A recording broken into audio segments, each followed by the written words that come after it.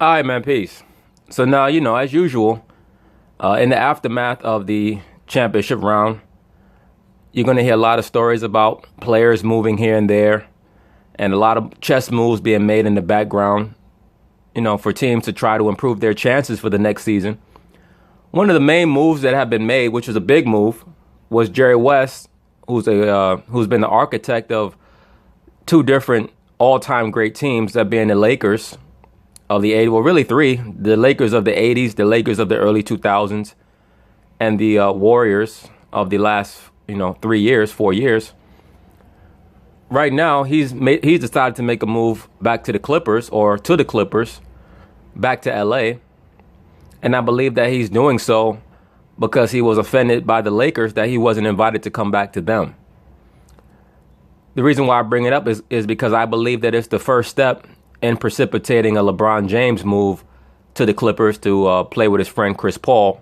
And they're going to allude to that here. And I made a statement about that earlier this season when I said that when LeBron James said he needed another ball handler, that was really his way of saying that he wanted them to get rid of Kyrie, trade Kyrie to the Clippers for Chris Paul. But let's see what happens here. You mentioned Jerry West, though. The Warriors, they did suffer something of a loss, however, as the logo leaves his advisory role with the Warriors and heads back to Los Angeles, only not to advise the Lakers, but rather Steve Ballmer, Doc Rivers, and Lawrence Frank with the Clippers. Said the 79-year-old West, quote, "Every person is different in terms of their lives and how people age. I don't feel old. I feel really competitive. Sometimes you need to be challenged." And the reason why Jerry West loves the front office positions is because it enables him to use his brain and his mind to do things that he wasn't able to do on the basketball court. Even though he was a great basketball player, there's only so much that your mind can affect the game if you just don't have the overall talent around you to win championships. So he was tortured by the fact that he constantly would lose to the Celtics. All right, he lost 6 different times to the Celtics in the 60s. And then he lost to the Knicks and lost to the Knicks again. All right, before beating the Knicks, and he beat the Knicks in 72 and then lost to them again in 73. All right, but you can tell the reason why he likes to build these teams is because it allows him to express his competitive nature. I've kind of been defiant my whole life the way I was raised, and I think this is like the defiant streak in me. I don't know, end quote. How big of a deal is this for the Clippers adding Jerry West to me? Because, look, 2-time executive of the year, built championship teams with the Lakers, obviously helped the Warriors get to where they are and had a stop in Memphis, but he's not suiting up. The way I see it, if Jerry West comes... That's right. He was in Memphis, too. He's one of the guys who helped build that team with Pau Gasol, if I remember correctly. Coming in makes, say, a Chris Paul or Blake Griffin reconsider whether or not to stay. That suggested they had questions about the competency of the existing management staff. They should. Doc Rivers don't know what the hell he's doing. That man bringing in his whack-ass son. No disrespect. I mean, his son is he's a nice rec league player, but he's not an NBA player. I mean, if you can't be on the floor more than 10 minutes without becoming a huge liability, you're not an NBA player. I wouldn't blame them if they did. Look, Doc Rivers is a great coach, but as a president of basketball operations, he hasn't done a great job of stewarding this ship, right? And he doesn't build a good culture. All right. When Mo Spates went there, Mo Spates saw very, very quickly the difference in culture between what he experienced with the Warriors as opposed to what he was seeing with the Clippers. If you look at all the players that the Clippers have drafted, either first or second round, how many of them played in an NBA game? How many of them played meaningful minutes in an NBA game? Almost none of them, right? And so what you're talking about here... Well, I mean, that does say something, but that team is built to win now, and sometimes that's more of a reflection on the coaching style than how good the players are, or their ability to evaluate how good the players are that they're drafting. And they're getting, they're winning 50-plus games every year, so the guys that they're drafting are going to be low in the first round. And then most of these guys that come out today out of college, they all play the same type of game. They all want to shoot the three, and they have no post-up game, so there's nothing to really set them apart from anybody else. By the time you get to the lower part of the first round, most of these guys are not going to be good enough to stay in the league. That's what set Draymond apart. Draymond was drafted in the second round, but you see all the things that Draymond can do. He worked on his overall game. Draymond's not great at any one thing other than maybe defense, but he's good at everything. Here is you're talking about an organization that lacks a man with vision at the top. It's vision not only to draft players or see players for what they could be, not what they are, not what they were yesterday, which the Clippers seem to be really good at, getting brand names from yesteryear. They're not good at predicting or getting guys that could be good for us in the future. And so we talked a lot about this on the jump. And I was there with Tracy McGrady and Byron Scott, and I said, if you want proof of what kind of visionary Jerry West is, look at the man to my side here. Because they traded Norm Nixon, who was an all-star, who they won a championship with in L.A. It would have been... Norm Nixon also married to Debbie Allen, the pansexual Debbie Allen, the chick who turned out most of those girls on that show, A Different World. She's the one who turned out, for those of you who don't know, allegedly, all right, let me throw that in there. Allegedly, she's the one who turned out Lisa Bonet and Jasmine Guy and Jada Pinkett into that lifestyle, that life choice of lesbianism. All right. She was the one, she would turn out all them little young girls. But anyway, that's Norm Nixon's boo. It would have been easy, it would have been easy for Jerry West to say, hey, why, if it ain't broke, don't break it. And you have to say to yourself, for you to have a wife like that, what type of guy must you be? Maybe he goes the pansexual route also. He was based in L.A., and the owner was Jerry Buss, also a pansexual, allegedly, also a pansexual and an MK Ultra handler, close affiliate with MK sex kitten handler Hugh Hefner. But that's neither here nor there. Let's continue on. We're just going to keep winning with our all-stars. He traded an all-star for a guy coming out of Arizona State. Yes, a top 5 pick, but unproven. And what happened? 3 more titles later, that's what you get. Well, I mean, Jerry West is an appraiser of talent, so he understood that Byron Scott was going to fit into their system. Byron Scott was an explosive athlete with a good jump shot. I mean, he fit perfectly into their, the Showtime offense. Well, and that's what you need with the Clippers. And look, don't get me wrong, this is a great get for the Clippers. You got Jerry West not with the Lakers as you negotiating. They just approved today to negotiate an exclusive deal with the city council to build a stadium near the Chargers and Rams football facility in LA. So big day for the Clippers. I'm just saying, I don't know that market and money is going to be the deciding factor for Chris Paul as opposed to another strong voice in the front office. After 12 years of not getting past the second round, he's looking for immediate returns, not necessarily long-term vision. Another problem with Chris Paul is that, I mean, let's be for real. When you look at how he plays, and this is why Cleveland probably did not want to make the trade for him, for Kyrie, at least the assumed trade that I think LeBron was asking them to make behind the scenes. Chris Paul is pretty much just a 6'1" version of LeBron. All right. Chris Paul is not a guy who's going to play off the ball. He wants to dribble. He's a control freak, just like LeBron.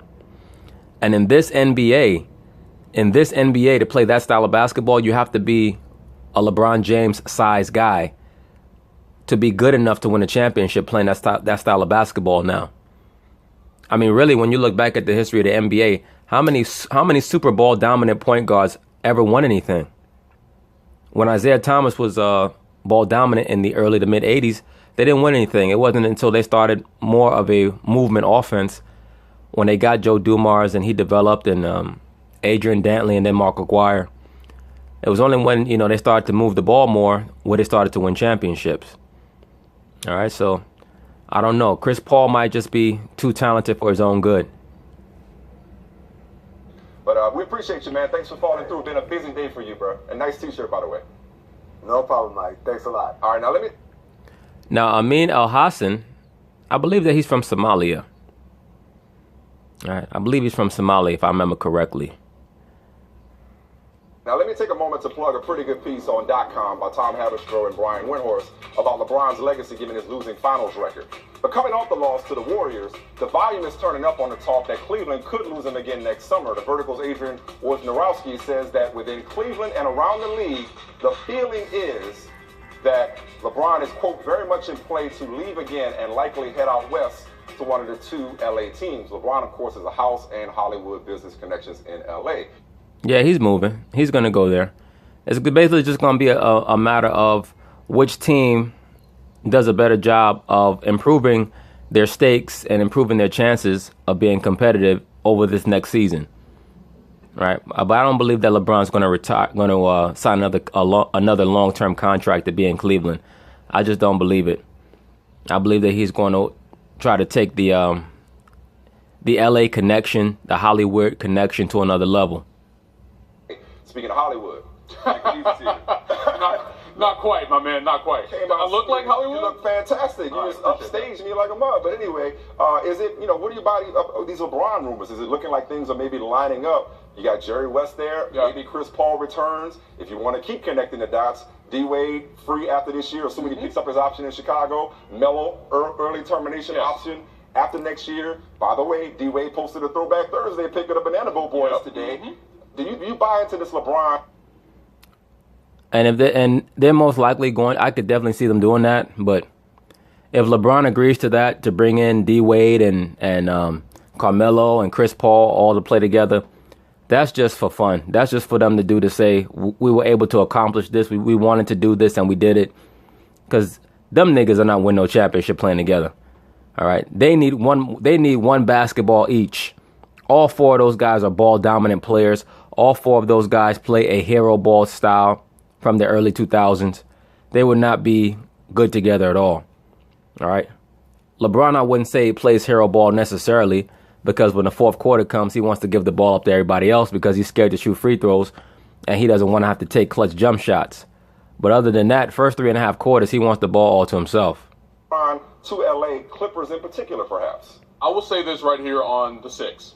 LeBron James is definitely moving to Los Angeles before his playing career is over. That is happening. And LeBron has a team of people. I don't mean the Cavs. I mean the people he has around him. When he moved from Miami to Cleveland, the whole team moved from Miami to Cleveland. That's down to the guy who does his clothes, the guy who cuts his hair. We're not just talking about his agent and his boys. Right. The whole team moved. That same team, Mike, is moving to Los Angeles. They are already aware of the plan that they're going to be moving. Now, of course, he can be a free agent next summer and opt out. If Jerry West going to the Clippers keeps Chris Paul there, then the most likely spot for LeBron James to go would be the Clippers. I agree with that. And also understand Jerry West has been a very huge supporter of LeBron. It's interesting that I froze the frame here. I remember seeing this last season. This guy, Timofey Mozgov, throwing up the horns for Sununos or Pan, whatever you want to call him. That sign was used, and a lot of people will say, well, that's the sign for I love you in sign language. Yeah, well, that's very strange that you have certain athletes that choose to use that sign. Are they really telling the fans that I love you, or are they communicating something else? And you'll always find that sign being used, particularly in championship celebrations. They'll have somebody in the crowd strategically put that sign up while the cameraman is filming. Or there'll be 2 or 3 athletes on the team that do that. Some of these athletes on these teams are plants. All right? Some of them are plants. Some of them are down with the program. A lot of these guys, they get mad at me when I call them tinfoil hats. I'm not calling you a tinfoil hat because you talk about masonry, because a lot of these guys are masons. And if you know anything about masonry is Luciferianism. That's all it is. All right? It's really just a convoluted version of the worshipful rites that were created under Cush and Nimrod. Once again, I call you a tinfoil hat because you go too far with it. They brought in number 22 with 22 seconds left to shoot a 22-footer. All right, to cut the lead to 22. Like that's just silly shit. But do they have Luciferians purposefully sprinkled throughout these professional sports leagues? There's no doubt about it. There's no doubt about it. But the point being is not just to understand what the other side or what the left-hand side is doing. You have to know what you should be doing on the right-hand side. Right? Knowing what they're doing is not enough. You have to know what you're supposed to be doing. All right. And that goes back to these brothers who like to get on my comments to talk about, you're on point. You're very intelligent, but I don't know why you talk about God in the Bible, bruh. Your sensibilities and your opinion are not going to help you when that time comes. All right. But we'll touch on that later. Let's get back to the topic. Because you do have Jerry West. You do have Doc Rivers. You got Doc Rivers, who's won a title. He got mad respect for Doc, and he loves Chris Paul as one of his homeboys. And let me also say this before I forget, before it slips my mind.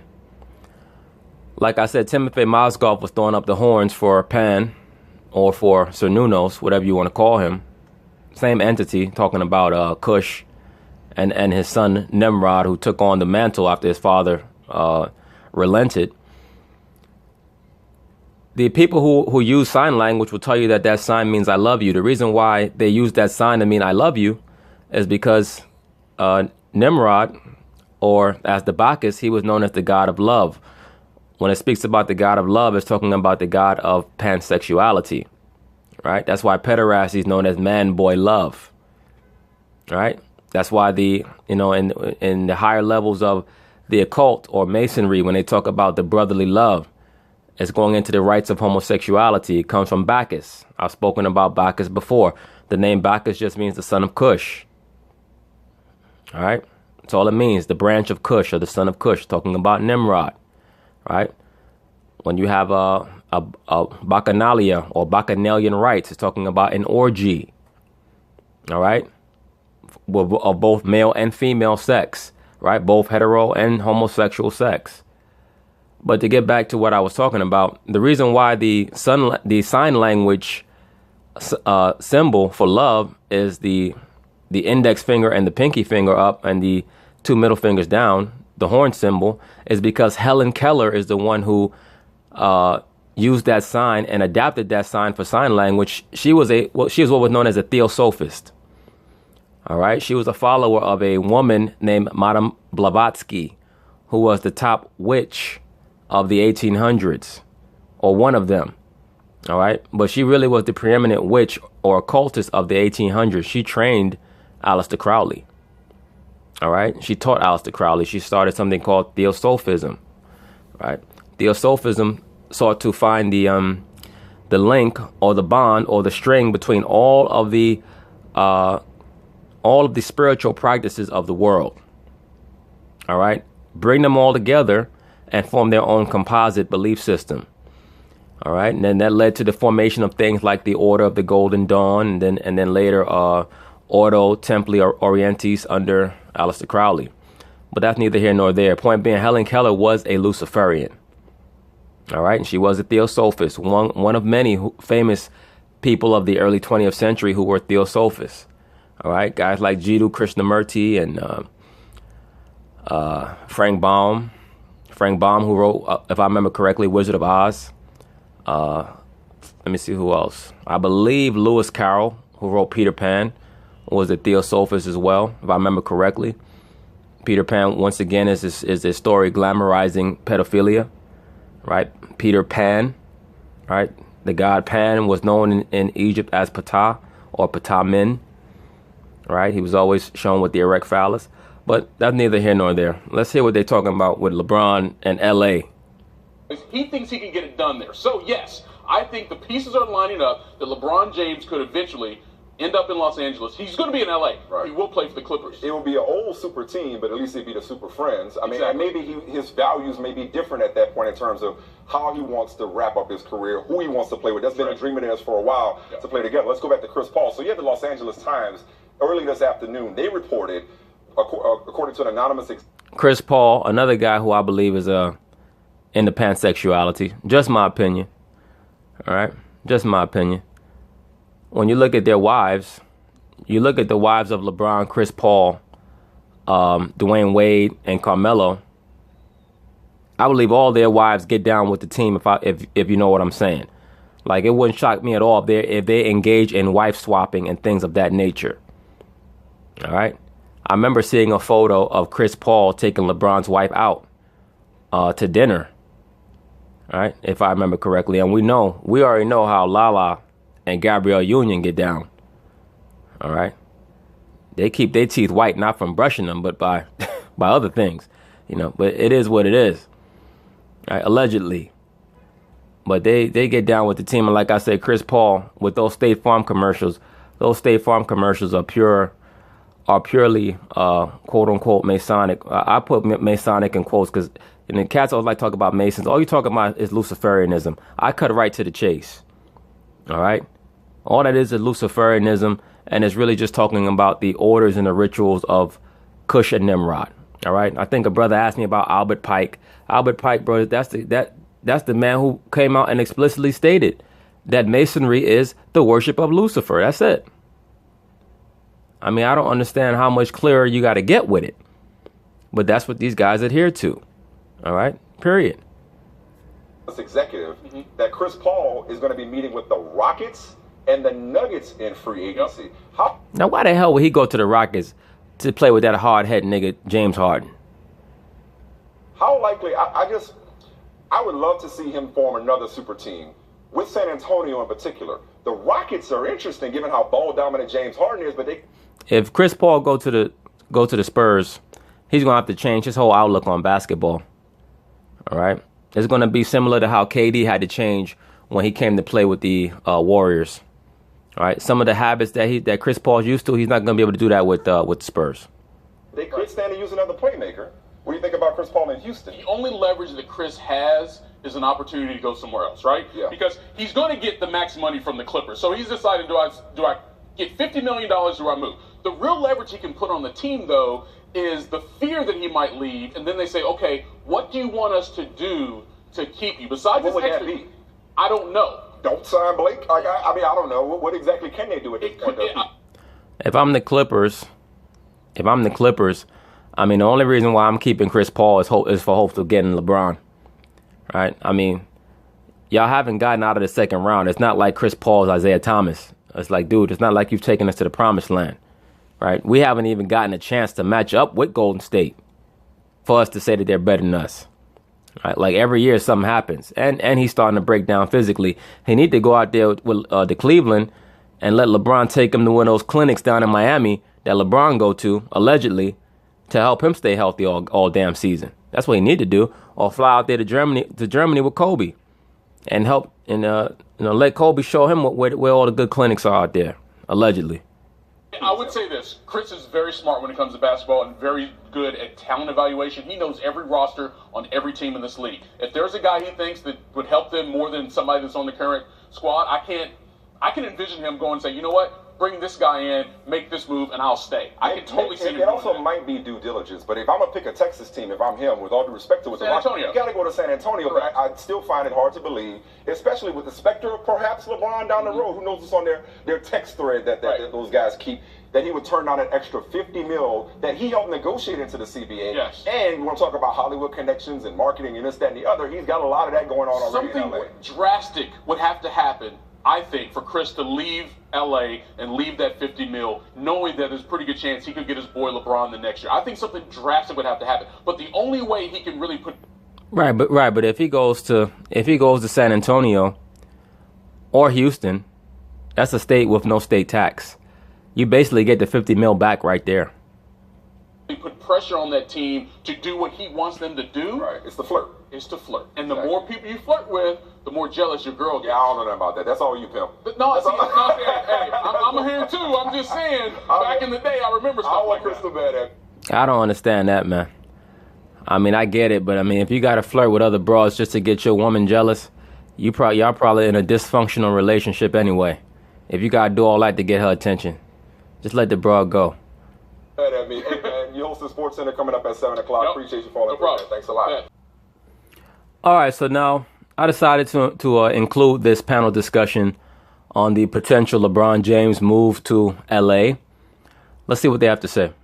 Hi, welcome back. Jim Jackson here. He's back. We're joined now by Fox NBA analyst Chris Broussard. Let's move to the NBA, where there's growing speculation that LeBron's second run with the Cavs might be coming to an end. According to Woj, people around the league think LeBron could crush Cleveland's spirit once again, this time by moving west and joining either the Lakers or the Clip Show once his contract is up at the end of the year. All right, Whitlock, what do you think's more likely? Cleveland staying, LA leaving? First, I want to say Woj is Adrian Wojnarowski of Yahoo. He's reporting this. And listen, he's saying the word is LA's in play, both Lakers and Clippers. I think it's more likely LeBron ends up out here where the money is, where his second home is, where the good weather is. See, I think it's one of these classic sounds great until there's closer inspection, like moving to Hawaii. Yeah. Ooh, paradise. And then you're like, dude, I'm a 5-hour flight just to LA. 12 to get back to New York. It sounds great. then it's $5 gas and $3 loaves of bread. I think LA sounds great, but the Clippers are below his brand, and the Lakers have a roster full of meh.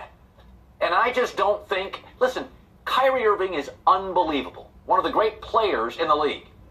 Well, he's one of the great scorers. He's like I've stated before, Kyrie's more of a sniper. When I say sniper, I don't mean an outside jump shooter. I mean, a sniper in your military, that's a guy that you have perched up in a tree. His job is to take out the important components of your opponent's military. That's what Kyrie's job is. Kyrie's job is to try to intimidate the opponent, intimidate their defense with his one-on-one basketball play, and to try to dishearten whoever's guarding him. You're going to abandon that for Brandon Ingram? You think the league is going to allow the Lakers to continue to stink forever? I don't think that the league cares anymore. I think that the league has declared that they don't give a damn who, in regards to market.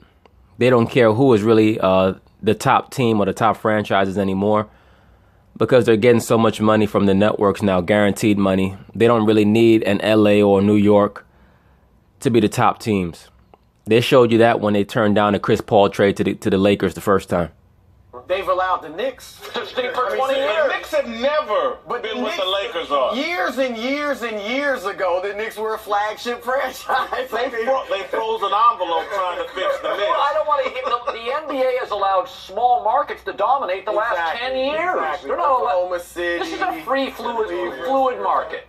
What do you think? I think I mean, look, you never say never with LeBron, but I think he's far more likely to stay in Cleveland. Look, wasn't LaMarcus Aldridge going to the Lakers? Wasn't Carmelo Anthony going to the Dwight Lakers? Howard left. And everyone around the league was saying Westbrook was going to the Lakers. So this is just people talking that aren't close to LeBron, that don't know what he's thinking. He went back to Cleveland for many reasons, not just basketball. He's doing a lot. And look.